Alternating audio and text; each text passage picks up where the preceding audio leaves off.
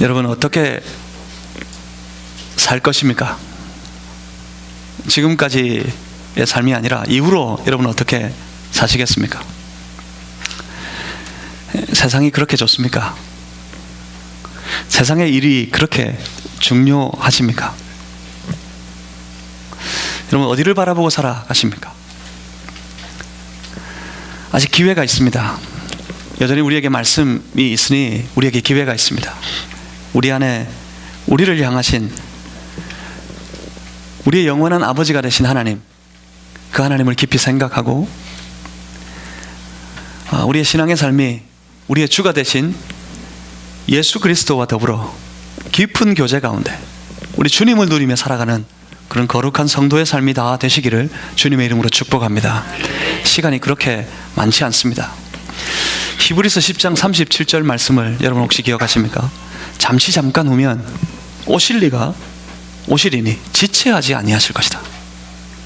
그렇습니다. 잠시 잠깐 후면 우리는 주님 만나게 될 겁니다. 잠시 잠깐 후면 우리는 주님 앞에 서게 될 겁니다. 그때 우리의 모든 살아왔던 삶을 우리의 몸에 지고 우리 주님 앞에 설 겁니다. 그 주 앞에 섰을 때 우리가 더 담대할 수 있도록, 그 주님 앞에 섰을 때 서는 그날이 더 기쁜 날이 될 수 있도록 오늘도 신앙으로 사는 그런 성도가 되시기를 간절히 주님의 이름으로 부탁합니다. 우리는 오늘 이 말씀을 통해 여러 가지를 생각합니다. 특별히 한 사람을 보는데 이 사람 아합, 이 사람은 끝까지 하나님 앞에 배역했던 사람입니다. 악한 왕 중에 가장 악한 왕, 최악의 왕이었습니다. 그런데 놀라운 건 아합의 생애를, 지금까지 아합의 삶을 한번 잘 기억해 보십시오. 기억을 더듬어 보십시오. 하나님께서 유독 아합에게 더 많은 기회를 주셨습니다. 기근의 때, 온 나라의 기근이 임할 때 그 기근을 통해 하나님은 하나님 되심을 보이셨습니다. 그리고 그 기근을 마칠 때쯤 하나님께서 선지자 엘리야를 통해 말씀하셨던 그 갈멜산 싸움, 저 우상의 선지자들과 하나님의 선지자 엘리야와의 아주 큰 영적인 단판의 싸움, 갈멜산 전투를 여러분 기억하십니까? 그 전투를 통해 하나님은 하나님 되심을 보이셨습니다. 그리고 온 땅에 다시 비가 내릴 때 이 땅에 하나님 살아계심을 보이셨습니다. 그것뿐만 아닙니다. 아람의 왕 베나닷과의 전쟁, 도무지 할 수 없고 이길 수 없는 전쟁이었지만 그 전쟁을 통해 하나님은 아합에게 온 이스라엘이 승리함을 통해 하나님 되심을 나타내 보이셨습니다. 계속해서 보이심은 아합의 기회였습니다. 그 하나님을 보고 그 하나님을 만나고 그 하나님과 더불어 교제하는 신앙의 삶을 살아갈 기회였습니다. 하나님께서 하나님 되심을 보였었을 때 아합에게는 기회가 있었습니다. 하나님께로 돌아설 기회가 있었습니다. 하지만 그 많은 기회 모두 아합은 무참하게 짓밟아 버립니다. 그때마다 하나님께서 하나님 되심을 보이실 때마다, 하나님께서 말씀하실 때마다 아합은 그 말씀을 멸시했습니다. 오히려 그 말씀을 전하는 선지자들을 공격하고 때리고 죽이고, 그렇게 아합은 끝내 하나님을 떠나버렸습니다. 그런데 이 악한 왕 아합에게 그 많은 기회를 주셨다면 오늘을 생각해 봅니다. 기이하게 우리에게는 아합보다도 더 많은 기회가 있습니다. 시시때때로 하나님을 떠나고 주의 말씀을 멀리하고 어쩌면 그 말씀을 멸시하고 하나님을 믿지 않는 자처럼, 하나님 없는 사람처럼 그렇게 살아갈 때가 많은 우리였지만 하나님께서는 우리를 특별히 사랑하셔서 그의 독생자 예수 그리스도를 보내시고 그 주님을 통해 우리로 이 구원의 길, 우리로 이 영원한 생명의 길로 나아오게 하셨고, 오늘도 필요를 따라 시시로 때때로 우리에게 말씀 주심으로 우리 하나님을 볼 수 있는 기회, 우리 하나님 만날 수 있는 기회, 그 하나님 따라 살아갈 수 있는 신앙의 삶을 살아갈 기회를 오늘도 우리에게 수없이 계속해서 허락하십니다. 어쩌면 그 옛날 아합보다도 더 하나님께서는 우리 아버지 하나님께로 나오고 돌아오고 그 하나님을 다시 만나고 그 하나님을 의지하면서 그렇게 주님 앞에서 살아갈 신앙의 삶, 주께로 돌아올 하나님의 거룩한 백성 되기를 우리 하나님 간절히 소원하고 계신 겁니다. 그 옛날보다 오늘 더 우리는 아합을 통해서 보겠습니다. 끝까지 말씀을 믿지 않고 말씀을 무시하고 멸시하는 그런 태도의 사람 아합, 그 아합을 오늘 아침에 한번 보기를 원합니다. 본문 29절에 이스라엘의 왕과 유다의 여호사밧 왕이 길르앗 라못으로 올라가니라. 길르앗 라못으로 왜 이들이 올라가는지 여러분 기억하십니까? 이스라엘의 왕 아합이 저 길르앗 라못, 원래 우리 땅이었던 길르앗 라못, 그 땅을 저 아람의 베나닷에게서 다시 빼앗아 와야겠다 하는 마음으로 전쟁을 일으킬 계획을 가졌고, 그때 혼자 힘으로 할 수 없을 것 같아 형제의 나라 유다의 왕 여호사밧에게 그 전쟁을 부탁하고 함께 길르앗 라못으로 올라가게 됩니다. 물론 전쟁하기 위해서요. 드디어 이 전쟁이 시작됩니다. 이 전쟁을 시작하면서 이스라엘의 왕 아합의 마음이 영 편안하지 않습니다. 마음에 한 가지 걸리는 것이 있습니다. 선지자 미가야가 예언한 하나님 말씀 때문입니다. 만약 이 전쟁을 하면 이 전쟁에서 이스라엘은 이기겠지만 아합 왕 당신은 죽임을 당할 것이다. 그렇게 선포하는 선지자의 말이 영 기분 나빴습니다. 아합 왕 앞에는 400명의 거짓 선지자들이 있었습니다. 그들이 왕 앞에 와서 한결같이 말하기를 왕이 이길 겁니다. 이스라엘이 이길 겁니다. 그렇게 선포했으나 미가야만은 아니었습니다. 왕은 죽임당할 것입니다. 그것이 하나님의 말씀입니다. 그러자 그 거짓 선지자들의 두목과도 같았던 시드기야가 이 엘리야에게 달려갑니다. 그리고 미가야 선지자에게 달려갑니다. 이 미가야 선지자의 뺨을 치면서 하는 말이, 여호와 영이 언제 나를 떠나서 너에게 가서 너에게 말씀을 주시더냐. 그렇게 미가야 선지자에게 모욕을 주었습니다. 그것을 보고 있던 왕 아합, 영 그래도 성이 풀리지 않았습니다. 아합은 미가야를 옥에 가두라고 명령합니다. 그리고 옥에 갇힌 미가야에게 찾아가서 아합 왕이 하는 말이, 내가 평안히 돌아와서, 그러니까 내가 살아서 안전하게 돌아와서 내가 그때에는 너를 가만히 두지 않겠다. 그렇게 윽박지르기도 했습니다. 하지만 미가야 선지자의 마지막 말, 왕이 만약 참으로 평안히 돌아올 것 같으면, 왕이 만약 살아서 돌아올 것 같으면 하나님께서 나에게 이 말씀을 주시지도 않으셨을 것입니다. 그렇게 선포하는 그 마지막 말, 그 말에 아합은 더 마음이 무겁기만 했습니다. 그러면 그 전쟁을 멈추었어야죠. 이 선지자를 통한 하나님의 말씀이 영 마음에 부대끼면 멈추었어야죠. 그때 전쟁을 그쳤어야죠. 전쟁하겠다는 그의 생각을, 그 마음을 내려놓고 포기했어야죠. 그리고 하나님 앞에 엎드려서, 주여 나의 패역한 삶, 내 모든 죄악을 하나님 용서하시고 내가 다시 하나님께로 돌아가니 하나님 날 받아주시옵소서. 그렇게 기도했으면, 그래요, 그는 다시 하나님의 은혜 위에 설 수 있었을 겁니다. 하지만 하나님 말씀보다는 자기의 생각이 먼저고, 하나님 말씀보다는 자기의 욕심이 더 먼저인 아합이었습니다. 아합은 결국 이 전쟁을 시작합니다. 이 전쟁 가운데 우리는 함께 아합을 보겠습니다. 하나님의 말씀을 멸시하는 아합. 아합은 믿음이 없을 뿐만 아니라 인간적으로 사람이 참 비겁합니다. 한번 본문 30절 말씀을 보시겠습니다. 이스라엘의 왕이 여호사밧에게 이르되, 나는 변장하고 전쟁터로 들어가려 하노니 당신은 왕복을 입으소서 하고 이스라엘의 왕이 변장하고 전쟁터로 들어가니라. 이 30절의 말씀의 상황이 이해가 되십니까?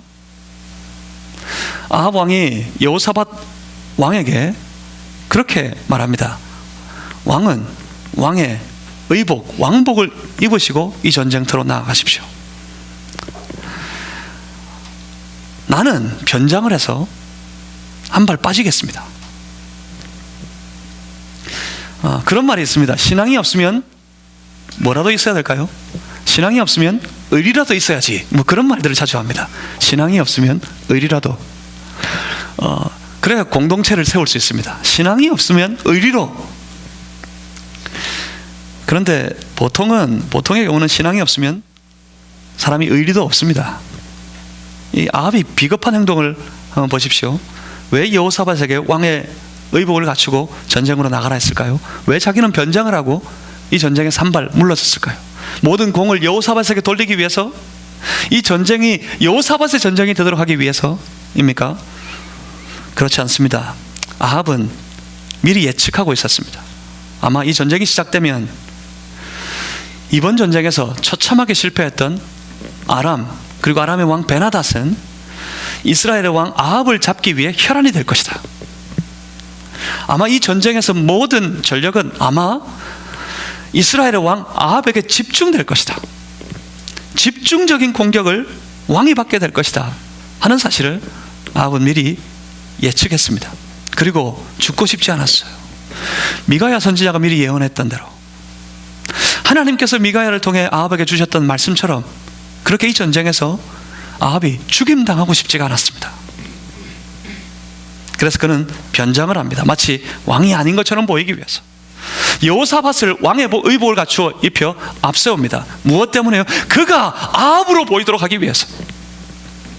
예상대로 그 예측은 적중했습니다. 예상대로 칼은 집중적으로 이스라엘의 왕처럼 보이는, 저들의 왕처럼 보이는 여호사밧에게 집중되었습니다. 여호사밧은 자기에게 몰려드는 칼을 피하기 위해, 그 칼에 맞서기 위해 힘에 부치도록 싸웠습니다. 힘에 부쳐서 소리를 지르면서 그 전쟁에 나아갔습니다. 그런데 여호사밧이 그 지르는 소리를 듣고는 저 아람 사람들이, 아람 군사들이 눈치를 챘습니다. 저는 이스라엘의 왕 아합이 아니다. 그래서 그들은 여호사밧을 추적하는 길을 멈추었습니다. 그런데 34절 말씀을 한번 보십시오. 34절의 말씀을 보시면 한 사람이 무심코 활을 당겨 이스라엘의 왕의 갑옷 솔기를 마친지라. 무슨 말입니까? 한 사람이, 이름 모를 어떤 병사가 무심코 아무 생각 없이 화살을 하나 쏘았습니다. 여러분, 사극에서 전쟁하는 장면 많이 보셨죠? 전쟁하면 그때는 뭐 대포가 있는 것도 아니고 뭐 합니까? 활을 쏩니다. 뒤에서 먼저 활을 난사를 합니다. 그냥 되는 대로, 닥치는 대로 활을 쏴요. 누구를 맞춰야 하지 생각도 없이 그냥 쏩니다. 이 군사가 아무 생각 없이 화살을 하나 쐈어요. 그런데 어떻게 이 활이 날아가서는 변장에 있는 이스라엘의 왕 아합 갑옷에 솔기를 맞추었습니다. 그때 아합은 부상을 입었고 피를 많이 흘린 나머지 아합은 그 병거 위에서 그렇게 그대로 죽임당하고 말았습니다. 맹렬한 싸움이 마쳤습니다. 본문 36절에 보시면 진중에서 군사들이 소리를 외칩니다. 각각 성읍으로, 각기 본향으로. 그러니까 이 외침은 그겁니다. 이제 모든 군사는 자기들의 성읍으로 돌아가라. 각자 자기의 고향으로 돌아가라. 그 싸움을 끝내고 모든 군사들이, 모든 백성들이 제 집으로 돌아가는데 왕은 이미 거기서 쓸쓸하게 그 전쟁터에서 죽임당하고 난 다음이었습니다. 그리고 38절 말씀을 한번 보십시오. 그 병거를 사마리아 못에서 씻음에 개들이 그의 피를 핥았으니 여호와께서 하신 말씀과 같이 되었더라. 거기는 창기들이 목욕하는 곳이었더라. 실로 처참한 죽음이었고 참으로 모욕적인 수치스러운 죽음이었습니다. 하지만 이 죽음은 하나님께서 말씀하신 대로였습니다. 아합은 반드시 죽을 것이다. 아합은 죽을 것이고 그의 흘린 피는 개들이 핥을 것이다. 하나님께서 말씀하신 그 말씀대로였습니다. 아합은 마지막까지, 아합의 모든 삶은 하나님의 말씀대로였습니다. 그렇습니다. 우리의 생애도 마찬가지입니다. 우리의 삶 속에서도 마찬가지입니다. 말씀하시는 하나님은 반드시 그 말씀을 이루십니다. 우리가 받은 그 말씀은, 우리가 들은 말씀은, 우리가 묵상한 말씀은 결국 그 말씀대로 다 이루어질 것입니다. 우리의 생애 마치는 날 우리는 보게 될 것입니다. 모든 것이 하나님의 말씀대로였다고. 그러면 어떻게 하면 되겠습니까? 말씀대로 살면 말씀대로 승리하게 될 줄 믿습니다. 하지만 말씀대로 살지 않을 때, 말씀을 떠나면 그 말씀대로 멸망하고 말 것입니다. 이것을 기억하면 말씀이 있을 때가 기회예요. 그 사실을 분명히 기억한다면 내게 여전히 말씀 주실 때 그때가 기회예요. 그때가 하나님께로 돌이킬 기회, 그때가 다시 하나님 만날 기회, 다시 그 말씀 붙잡고 그 말씀 안에 살며 그 말씀 따라 살아갈 기회입니다. 그 기회를 놓치지 마시기를 바랍니다. 그 기회를 붙잡으시길 바랍니다. 지금이 기회입니다. 어쩌면 마지막일지도 모릅니다. 지금이 마지막 기회라면, 그렇다면 우리의 신앙은 조금 더 처절해지고 우리의 신앙은 조금 더 절박해지지 않을까요? 오늘 2018년도 이 21세기를 살아가는 하나님의 놀라운 축복의 땅, 대한민국 땅에 있는 많은 성도들에게 어쩌면 잊혀진 것이 있다면 그 간절한 신앙인 것 같습니다. 우리가 잃어버린 것이 있다면 그 간절함 속에서 하나님을 만나는 하나님과의 거룩한 교제입니다. 여러분 마음에 하나님이 있으십니까? 여러분의 삶에, 여러분 마음속에 하나님과의 아름다운 교제가, 깊은 교제가 있으십니까? 여러분에게 하나님을 찾는 간절함이, 절박함이 아직 남아 있습니까? 저는 지난 주간에 그 간절한 신앙의 사람들을 만나고 왔습니다. 어쩌면 21세기 달나라를 가는 저 달의 영토권을 서로 다투는 그런 시대가 되어버린, 참으로 아주 놀라운 발전을 이룩한 이 21세기의 신앙인들에게 이 간절함이라는 것은 어쩌면 찾아보기 어려운 것이 아닐까, 간절함은 이 시대의 성도들에게는 다 잊혀진 것이 아닐까 싶었는데 저는 봤습니다. 지난 한 주간 그 간절함이 살아있는 곳에 간절한 신앙의 사람들이 여전히 하나님의 나라를 사모하며 세워가는 것에, 하나님과 깊은 교제 가운데 그 교제 안에서 말할 수 없는 기쁨을 누리며 살아가는 그런 성도들을 지난 주간 저는 만나고 왔습니다. 제가 다녀온 것은 인도네시아입니다. 세계에서 네 번째로 인구가 많은 나라 인도네시아. 그런데 그 나라의 인구의 90%가 알라를 부르는 모슬렘의 땅이었습니다. 여러분 보셨어요? 여러분 동네 다니면서 요새 우리나라에도 외국인들이 많이 있으니까 이 히잡을 쓴 여인들을 아마 종종 보시기도 했을 겁니다. 그런데 거기 갔더니 온 동네 사람들이 전부 히잡을 썼어요. 야, 이런 데가 있구나 싶을 정도였습니다. 전부 히잡을 썼어요. 그런데 놀라운 건 그들 중에 예수를 그리스도로 부르는 우리 신앙인들이 있다는 사실입니다. 그들 중에 동네 곳곳마다 모스크가 있어요. 그러니까 이슬람 사원이 곳곳마다 있어요. 큰 이슬람 사원이 있는가 하면 동네에 조그마한 이슬람 사원들이 있습니다. 그 이슬람 사원에 하루 종일 사람들이 모여와서 매일같이 기도합니다. 새벽부터 저녁까지 정말 뜨겁게 열심히 기도합니다. 새벽에 자는데 숙소에서 그 소리 때문에 깼어요.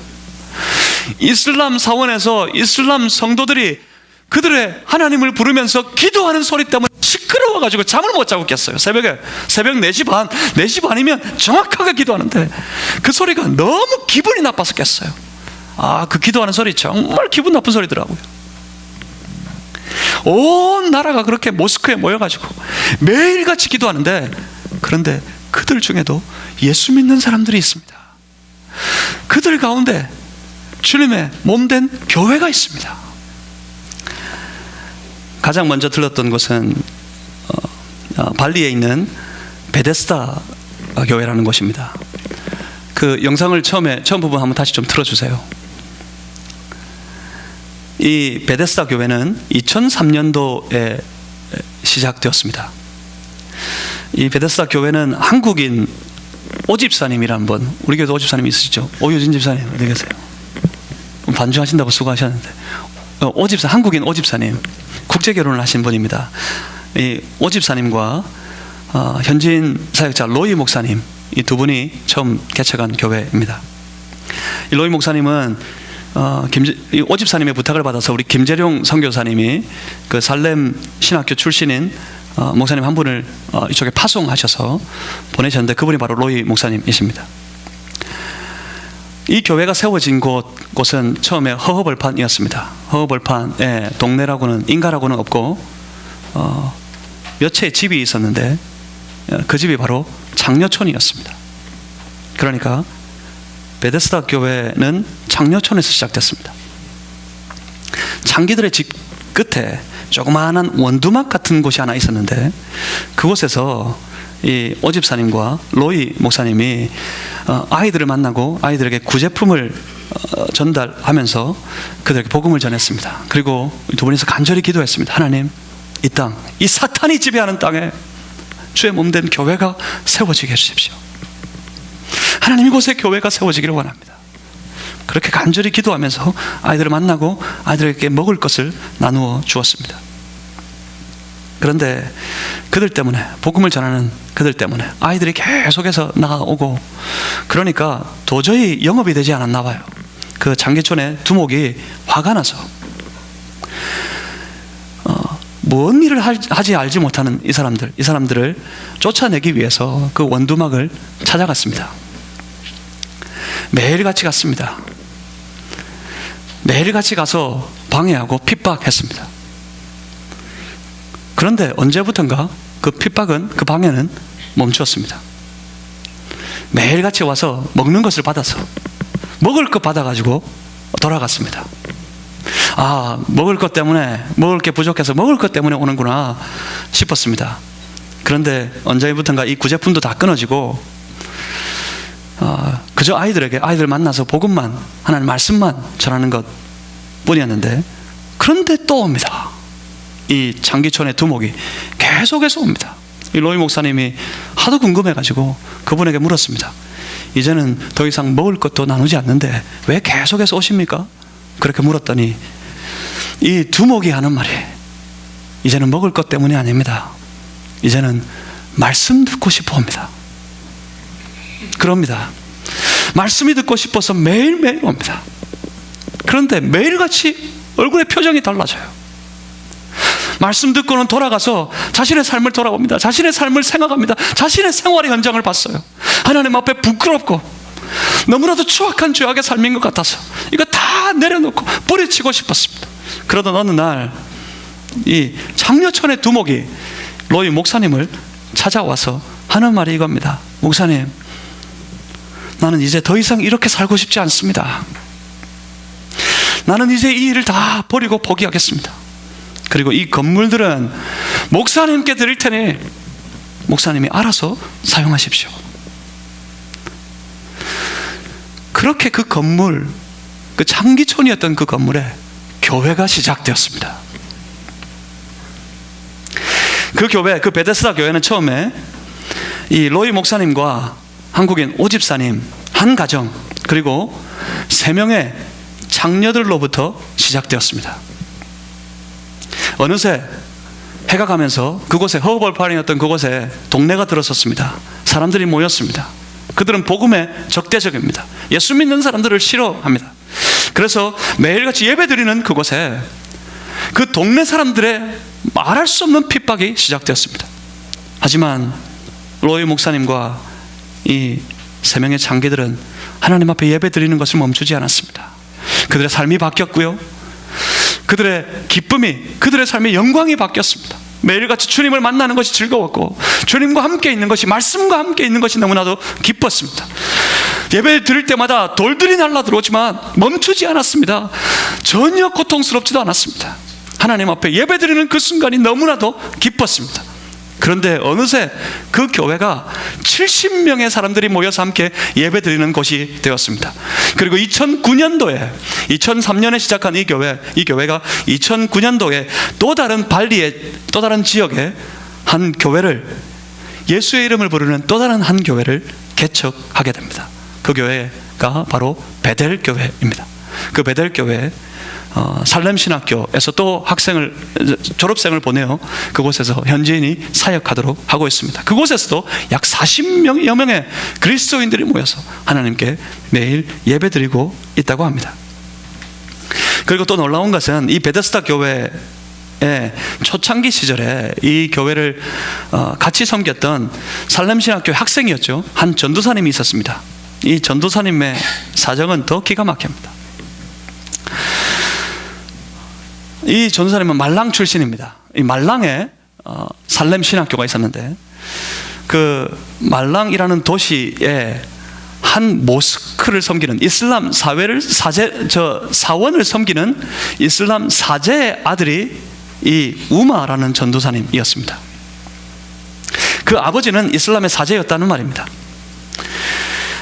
말랑의 이 모스크에서 이슬람 우마의 아버지인 이슬람 사제인 그 아버지와 몇 명의 사람들이 모여서 뜨겁게 기도를 하고 있을 때였습니다. 그러던 어느 날 그 아버지에게 한 음성이 들립니다. 들리기를 어떤 사람들이, 내일 이맘때쯤 어떤 사람들이 찾아와서 너희에게 생명에 관한 말씀을 전해줄 것이다. 그런 음성을 듣고 정말 의아해했습니다. 무슨 말일까? 무슨 일일까? 과연 어떤 말일까? 과연 누가 찾아오는 것일까? 그렇게 의아해했습니다. 그런데 그때 그 시간에 또 다른 도시, 한 6시간쯤 떨어져 있는 도시입니다. 바뉴앙이라는 곳에 한 교회가 세워져 있었는데, 그 교회 사람들이, 성도들이 모여서 함께 기도하고 있을 때였다고 합니다. 기도하고 있을 그때 성령께서 그들 가운데 임하셔서 기도하는 그 성도들에게 성령께서 말씀을 주셨는데, 그건 저 6시간 떨어져 있는 말랑에 가면, 내일 말랑에 가면 이슬람의 사제 한 사람이 기다리고 있을 텐데 그에게 가서 복음을 전하라 하는 것이었습니다. 바뉴앙에서 말랑까지 6시간, 그 6시간의 거리를 마다하지 않고 그들은 즉각적으로 성령의 음성에 순종했습니다. 그래서 말랑까지 찾아갑니다. 이 그리스도인들 몇 사람이 이슬람 사원을 찾아갑니다. 찾아가서 거기에 있는 사제 한 사람을 만나 그에게 복음을 전했습니다. 예수님이 그리스도이십니다. 예수를 믿어야 구원을 받고, 예수를 믿어 구원을 받아야 영원한 생명에 이르게 될 것입니다. 그 말씀에 이 이슬람의 사제는 무릎을 꿇었습니다. 그 말씀이 그에게 주어졌을 때 그 기회를 놓치지 않고 그는 그 말씀을 붙잡았습니다. 그리고 무릎을 꿇고 그는 예수를 믿기로 결정했습니다. 결심했습니다. 이슬람 사제가 그리스도인으로 개종을 했다는 말입니다. 그리고 바로 그 다음 날, 즉각적으로 그 다음 날, 그 이슬람 사원에서 온 동네 사람들이 모여들었을 때 그들 앞에 서 있는 그 이슬람의 사제가 그렇게 선포했습니다. 오늘부로 이 모스크는, 이 이슬람의 사원은 문을 닫습니다. 나는 예수를 믿기로 했습니다. 온 동네 사람들이 그 사람을 핍박하기 시작했습니다. 모든 동네 사람들이 그 사람의 선포를 받아들일 수가 없었습니다. 그런데 받아들이지 못해서 거부하는 많은 사람들 중에 가장 이 사실을 아주 거부하는 한 사람이 있었는데, 그가 바로 그 사제의 아들 우마입니다. 우마가 싫었습니다. 아버지가 그렇게 하는 게 싫었어요. 이슬람은 아버지고 어머니고 아들이고 딸이고 아내고 남편이고 없습니다. 이슬람의 율법을 어기면 반드시 아들이라도 딸이라도 부모라도 돌로 쳐 죽입니다. 이 아들이 그게 너무 싫었습니다. 그래서 이 아들은 부모에게 대적하기보다는 그 집을 가출하기로 결정했습니다. 우마가 어릴 때였는데 이 아들은 가출을 했습니다. 가출해서 떠돌아다니다가 결국 더 이상 버티지를 못하고 한 보육원으로 들어가게 됩니다. 그런데 그 보육원의 원장이 또 목사님이었어요. 기가 막힌 일 아닙니까? 아버지가 개종한 게 너무 싫었어요. 아버지가 그리스도인이 된 게 싫었어요. 그래서 그 집을 가출해서 떠돌다가 들어간 곳이 목사님의 품이었습니다. 그곳에서 그 보육원에서 우마는 자랐습니다. 중학교를 졸업하고 고등학생이 되었습니다. 그런데 어느 날 이 우마가 잠이 들었는데 누군가가 그를 부릅니다. 우마, 우마. 깜짝 놀라서 목사님이 부른가 해서 목사님에게 달려갔다고 합니다. 그런데 목사님이 부르지 않았대요. 돌아와서 다시 잠이 들었습니다. 또다시 음성이 들립니다. 우마야, 우마야. 어디서 많이 들었던 이야기 아니에요? 성경에서 있었던 이야기. 성경에 있었던 일이 오늘도 벌어지고 있다니까요. 오늘도 이 척박한 땅에서 모든 사람이 이슬람의 알라를 부르고 있는 그곳에서 하나님의 역사가, 성령의 역사가 그곳에서 오늘도 나타나고 있다니까요. 그 음성이 부릅니다. 우마야, 우마야. 그 소리는 아주 짧고 선명한 한마디 말이었다고 합니다. 우마, 너는 목사가 되어야 한다. 너는 목사가 되어야 한다. 그 길로 우마는 그 기회를 놓치지 않고 살렘 신학교를 찾아갔습니다. 살렘 신학교, 아까 김재룡 선교사님이 섬기는 그런 신학교였습니다. 그 신학교를 다니기 시작했습니다. 그 신학교를 다녔지만 이 내면에서 그 말씀을 받아들이기가 너무 어려웠어요. 어릴 적부터 모슬렘의 신앙의 터 위에서 자란 그런 아이였습니다. 온 나라가 모슬렘 국가였고 온 동네가 히잡을 쓴 모슬렘의 나라, 모슬렘의 동네였습니다. 그러니 하루아침에 이 모든 말씀을 다 받아들이기 어려웠을 거예요. 내적인 싸움이 있었습니다. 치열한 싸움이 있었습니다. 말씀을 배우지만 말씀을 받아들이기가 너무나도 어려웠어요. 계속해서 갈등이 일어나고 내적인 싸움이 치열했습니다. 그런데 어느 날 그 사람들이 말하기를 그걸 블랙 매직이라 그러더라고요. 블랙 매직이 우마에게 임했다고 합니다. 그러니까 블랙 매직이 뭔가를 우리나라 말로 비슷한 걸 제가 생각해 봤더니 다른 게 아닙니다. 신기입니다. 신기가 이 우마에게 임했습니다. 사실 그의 아버지, 그 이슬람의 사제였던 그의 아버지가 이 블랙 매직을 받고 이슬람의 사제가 되었었습니다. 그가 그리스도인으로 개종하고 난 다음에 모스크를 향해서 그 동네 사람들이 핍박을 가했지만 그 아버지에게 직접적으로는 다가와서 도전할 수가 없었대요. 이유가 이 블랙 매직 때문에. 이슬람 사제였을 때 이 블랙 매직을 가진 이 사제가, 우마의 아버지가 저주를 하면 사람들이 죽고 그랬대요. 그래서 무서워서 죽을까봐 그 사람에게 직접적으로 다가와서 고난을 주거나 핍박을 하지는 못할 정도였다고 합니다. 그 블랙 매직이 우마에게 임했어요. 그러니까 사탄이 임했단 말입니다. 사탄의 장난이었습니다. 그러자 온 신학생들이 다 함께 붙었습니다. 김재룡 선교사님과 함께 또 사역하고 있는 홍 선교사님, 두 분 다 우리 교단 선교사님이신데 그 선교사님들과 그 학교의 교수들과 모든 학생들이 우마를 붙잡고 기도하기 시작했습니다. 몇 날 며칠을 기도하며 씨름했습니다. 사탄아 물러가라. 하나님의 아들이다. 하나님의 사람이다. 사탄아 물러가라. 예수 그리스도의 이름으로 명하노니 사탄아 물러가라. 결국 그 씨름 끝에 사탄은 떠나갔고 우마에게 평화가 찾아왔습니다. 우마는 그렇게 다시 말씀 앞에 섰고, 우마는 그 살렘 신학교를 졸업해서 또 어느 한 도시에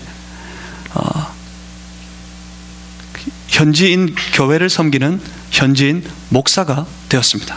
그리고 그의 아버지는 아직도 말랑의 그 사원에서 찾아오는 많은 사람들에게 열심히 복음을 전하는 전도인이 되어 있다고 합니다.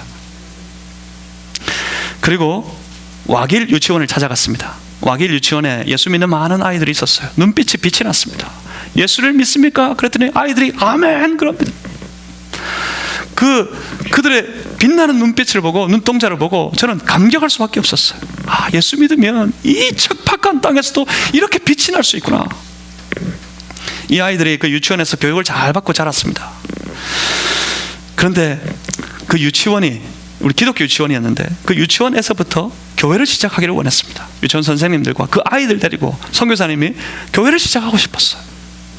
그래서 그 유치원과 유치원의 아이들을 보내면서 감동을 받은 그 이슬람의 몇 부인들이 개종을 해서 예수를 믿게 되고 그 유치원 안에서 예배를 드리기 시작했습니다. 그랬더니 돌들이 날라옵니다. 저기서 예배 드린다고, 법적으로 교회라고 지정된 곳 아니면 법적으로 예배를 드리지 못하게 되겠대요. 그래서 온 동네에 핍박이 시작됐습니다. 그리고 어느 날 편지가 날아들었어요. 편지 내용이 이제 몇 날, 며칠, 몇 시에 여기를 테러하겠다. 그 교회를, 그 유치원을 핍박하는 동네에 아주 극렬분자 모슬렘 극렬파 사람들이 있었다고 합니다. 단 5사람. 그들이 이 유치원을 문 닫게 하기 위해서 테러를 감행하려고 계획을 세웠습니다. 그런데 그 5명의 사람이 갑자기, 어떤 사람은 병에 걸려 죽고 어떤 사람은 사고로 죽고, 그 5명의 사람들이 전부 죽임당하고 말았습니다. 그리고 그곳에 교회를 세웠습니다. 와길 교회였습니다. 그 교회를 세워서 그 지역의 사람들에게 복음을 전하고 있습니다. 최근까지, 그 일이 최근에 있었던 일입니다. 2013년까지 계속됐답니다. 그 박해가, 핍박이. 그런데 그 사람들이 다 죽고 난 다음에, 아까 저와 우리 선교부장 목사님과 함께 사진을 찍었던 곳이 있는데, 와길 교회 그 맞은편에 그 뒤에 어떤 조그마한 상점 있는 건물에서 사진을 찍었습니다. 찍었던 이유가, 그 건물의 주인이, 그 상점을 운영하는 사람이 이슬람 극렬분자, 호시탐탐 그 교회를 테러하기 위해서 노리고 있다고 합니다. 그래서 그 상점 앞에서 기도하고, 그 상점 앞에서 사진을 찍었습니다. 계속해서 기도하겠다고 약속하고. 근데 지금 이 사람이 그 교회를 쉽게 테러하지 못하고 있습니다. 왜냐하면 죽을까봐. 박해하던 사람들이 다 갑자기 죽었기 때문에 죽을까봐, 저 교회는 건드리면 안 되는구나, 교회는 건드릴 수 없는 것이구나, 그런 생각들이 그 동네 안에 팽배해져 있대요. 그리고 그런가 하면 그 동네, 이 교회 옆에 누군가 이사를 왔는데, 그 현지인 목사님, 그 와길교회를 섬기는 목사님의 고향 사람이래요. 근데 그 고향이 자기 동향인들을 끔찍하게 생각하고 챙기는 그런 성향이 그 고향의 사람들에게 있답니다. 그런데 이사 온 그 고향 사람이 알고 봤더니 조직폭력배, 깡패입니다. 깡패가 동네에 딱 와서 분위기를 가만히 살펴보니까 심상찮아요. 이 목사님이 언제 테러 당할지 몰라요. 자기 고향 친구도, 고향 사람인데. 그래서 동네를 다니면서 이 깡패가 교회를 보호하고 있답니다. 만약 누구든지 교회를 건드리면 나 그 사람 가만히 두지 않겠다. 그래서 그곳에 교회가 아직도 평안 가운데, 기쁨 가운데 영광스럽게 하나님 앞에 예배를 드리고 있습니다. 하나님은 말씀을 쉬지 않으셨습니다. 아무리 핍박이 있고 반대가 있고 복음을 멸시하는 곳에서도 하나님은 말씀을 쉬지 않으셨습니다. 하나님 계속해서 말씀을 선포하셨고 지금도 말씀을 선포하고 계십니다. 그런데 많은 사람들이 그 기회에 말씀을 붙잡습니다. 많은 사람들이 그 말씀하시는 하나님을 만납니다. 많은 사람들이 말할 수 없는 핍박 가운데 매일같이 하나님과 더불어 교제하는 신앙의 삶을 살아가고 있습니다. 그들 가운데 핍박이 있고 고난이 있었지만 그들 중에 고통은 없었습니다. 그들이 한결같이 고백하는 것이 있습니다. 예수님 내 안에 있어서 너무 좋다고, 예수님과 함께라서 너무나 행복하다고, 주님 말씀 들을 수 있으니 너무나도 기쁘고 즐겁다고. 그 핍박 가운데서도 그들은 기쁨 가운데 하나님을 찬송하고 예배드리고 있었습니다. 그렇습니다. 어쩌면 우리가 잃어버린 그 간절함이 그들에게는 보였습니다. 여러분 어떻습니까? 기회가 있을 때, 아직 말씀이 우리에게 흘러넘칠 때, 그때 우리가 그 말씀하시는 하나님을 다시 붙잡아야 하지 않겠습니까? 다시 우리 안에 계신 내 주 예수 그리스도와 더불어 함께 깊은 교제의 삶을 살아가야 하지 않겠습니까? 하나님과 더불어, 우리 주 예수 그리스도와 더불어 교제하는 신앙의 삶에는 말할 수 없는 기쁨이 있습니다. 말할 수 없는 감격이 있습니다. 그 기쁨과 감격이 여러분의 삶의 주제가 되시기를 주님의 이름으로 축복합니다. 하나님과 교제함으로 다시 뜨거운 신앙, 간절한 신앙을 회복하고 다시 하나님을 부르고 하나님을 찬송하는 주의 거룩한 백성 되어 하나님 앞에 서는 우리 교회 모든 성도들이 되시기를 주님의 이름으로 소망합니다. 하나님 그들 가운데 역사하실 겁니다. 성경대로, 말씀 그대로 주의 성령께서 우리 가운데 역사해 주실 것입니다. 기도하겠습니다.